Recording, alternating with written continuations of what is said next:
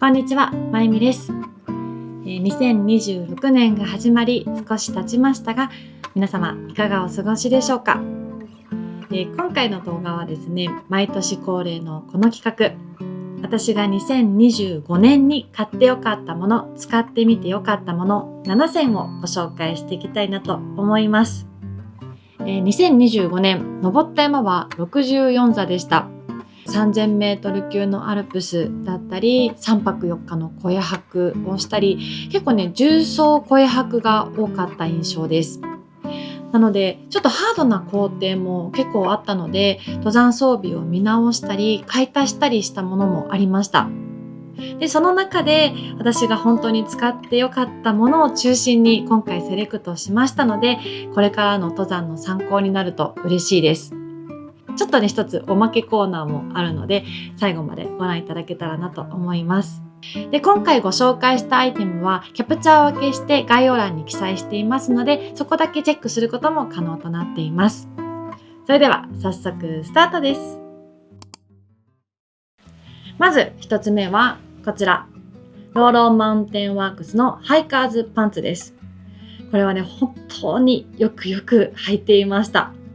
これポリエステル 100% の生地なので、山でももちろん使えるんですけど、もうね、シルエットがね、すごく美しいんですよね。あと肌触りもとてもいいので、結構私は待ち履きでもよく使用していました。で、このパンツ4色展開なんですけど、あまりにも良すぎて、ベージュの他に白と黒3本揃えてしまいました。それほどね、本当お気に入りのパンツになっています。で、このパンツ見た目だけではなく、しっかりとストレッチも効いていて履き心地がいいのと、撥水性、速乾性、UV 機能まであるので、もうしっかりと登山で使えるアイテムなんですよね。で、シルエットは全体的に太めで、太ももから裾にかけてテーパーがかかっているんですよね。で、ちょっとバルーンシルエットみたいな感じになっています。で、サイズはユニセックスで大と小があるんですけど、私は身長163センチで小サイズを履いています。で、私の友達の新田愛ちゃんは身長が170センチなんですけど、大サイズを履いています。そしてあと、白パンツ。結構山で履くのはちょっと挑戦的な色かと思うんですけど、このパンツ比較的に汚れが落ちやすいかなと思います。私、夏に尾瀬の日内ヶ岳に登った時にぬかるみにはまってちょっとこけちゃったんですよね。で、結構裾の方とかが汚れてしまったんですけど、濡らした手拭いでちょっとこすってあげるとしっかりと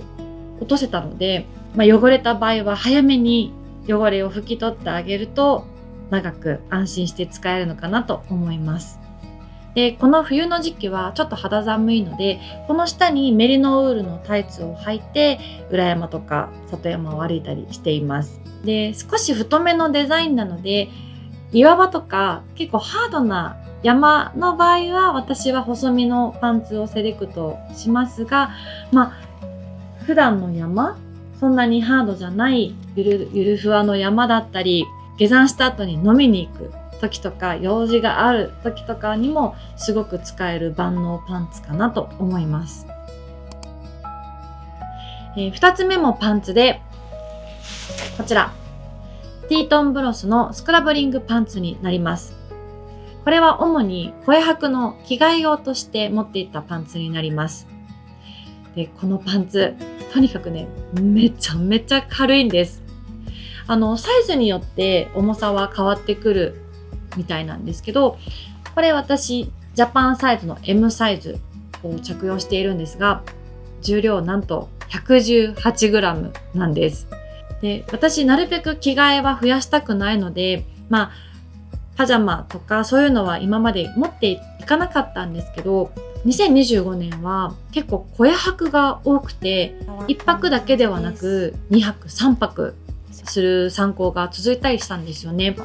で、特に夏の3泊4日の重装の時は結構このゴム周りに汗が溜まりやすくてなかなか乾かなくて、ちょっと冷たいなって思った時もあったので、小屋で着替えたいなっていうので、この軽いパンツを購入しました。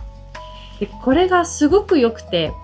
ちょっと細身のデザインにはなるんですけど、太ももが結構ゆったりとしたパターンになってるので、本当にねリラックスして過ごすことができます。あとこのゴムの部分もそんなにきつくないので、緩かったら紐で締めることもできますし、声拍でのんびりしたいっていう時にすごくいいパンツでした。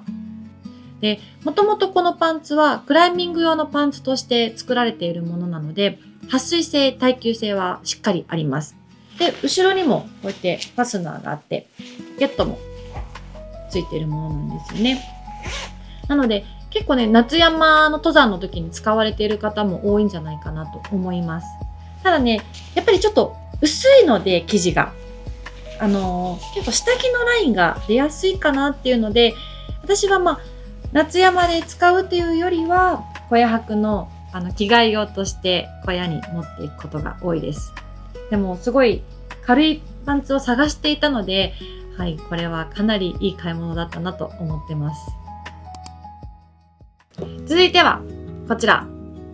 ティートンブロスのアクシオライトティーです。これもね、めちゃめちゃ良かったです。この T シャツはウール 60%、ポリエステル 40% のものなんですけど、とにかくすぐ乾く。もう結構夏場汗をかいた時に、ここら辺とか、汗かいてるなっていう感じはしたんですけど、気づいたらもう乾いているんですよ。もうそれぐらい、汗かいたっけっていうぐらい速乾性に優れている T シャツだなと思いました。で、ウールも入っているので、ウールの特性の吸湿性や防臭機能も備わっているものなんですよね。なので、重装中ずっとこの T シャツ着たいなって思うぐらい、本当にこの T シャツに助かりました。で、サイズなんですけど、メンズサイズとウィメンズサイズがあって、私はメンズサイズを選びました。ウィンメンズサイズちょっとね、くびれがキュッとしているような感じがあったんですよね。で、私は結構ゆったり着たいなと思ったので、はい、メンズサイズの S サイズ、スモールサイズにしました。で、今は完売しているんですけど、おそらくこの夏また販売されるだろうと思っています。なので、その時はもう必ず何色か買い足そうかなと思っています。次はこちらです。ミレーのティフォンウォームネクストストレッチジャケットです。これはもう秋冬大活躍のアイテムです。っていうのも、裏地が起毛しているので暖かいんですよね。秋に八ヶ岳の赤岳を歩いた時にかなりの爆風だったんですけど、これのおかげで本当助かりましたし、11月末に宮崎県の百名山の祖母山と唐国岳を登ったんですけど、その時も結構寒かったんですよね。だけどこの下にアルファダイレクトを着たりして、そんなに着込まなくてもすごく快適に歩くことができました。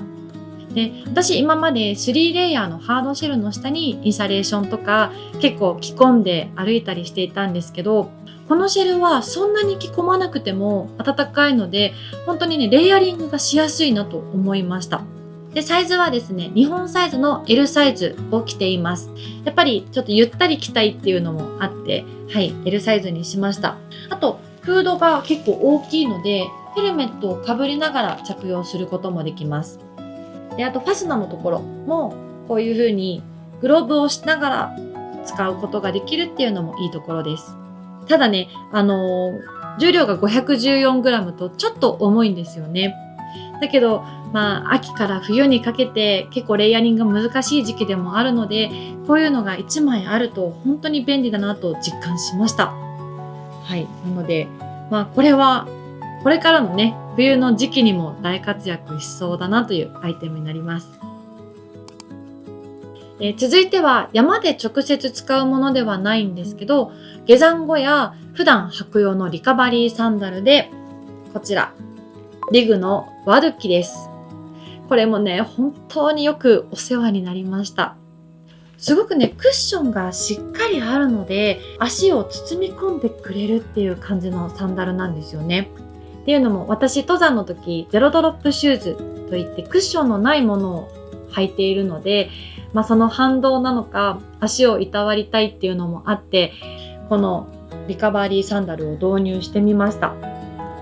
それがね、もうめちゃめちゃいいんですよ。もうふわふわしていて、本当に足が守られているというか、すごく心地がいいんですよね。で、長時間履いていても全然疲れないので、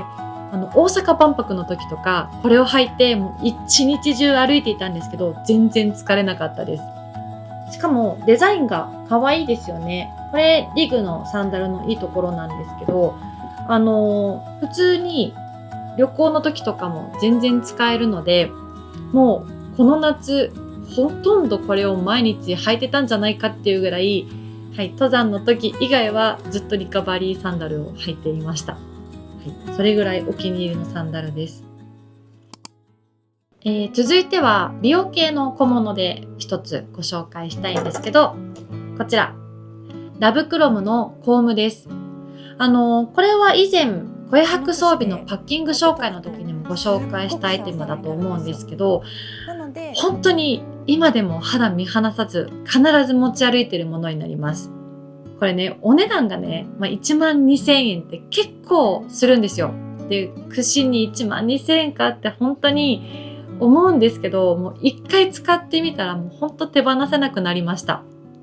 で、このコームはですね、純金のコーティングがしてあって、こういう風に髪を溶かすとすごくサラッとなって、しかも静電気が収まるんですよね。私結構くせ毛で湿気がある時とか広がりやすいんですけど、このコームでサッて解くだけで本当にまとまりのある髪になるので、もう本当にこのコームは手放せなくなりました。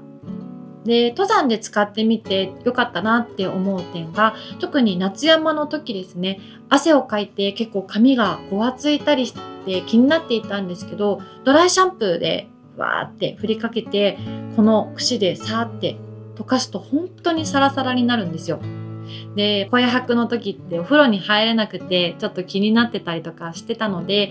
この櫛のおかげでちょっと気になるところが減ったかなという感じです。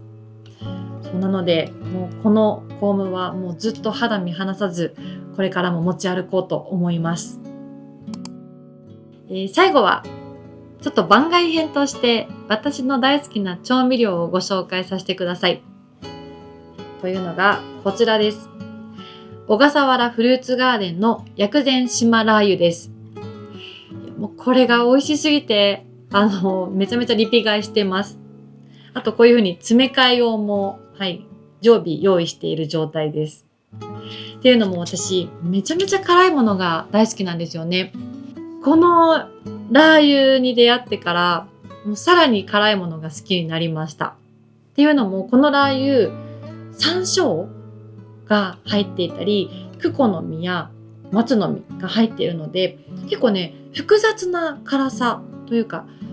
辛さの中にリッチさがあるというラー油なんですよ。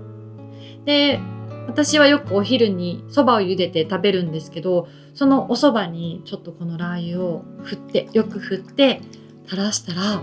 もうほんとそばがすごく満足感のいくものになって、味変にはもう最強なラー油なんですよね。なのでぜひ辛いもの好きの方は試していただきたいなと思います。あとこれを使って今年はちょっと山ご飯を考えてみたりしたいなと思っているので、楽しみにしていてください。ということで、2025年の買ってよかったもの、使ってみてよかったもの7選いかがでしたでしょうか。参考になれば嬉しいです。また今年もいろいろと見つけて皆さんにご紹介していきたいなと思いますので、楽しみにしていてください。それではまた次の動画でお会いしましょう。バイバーイ。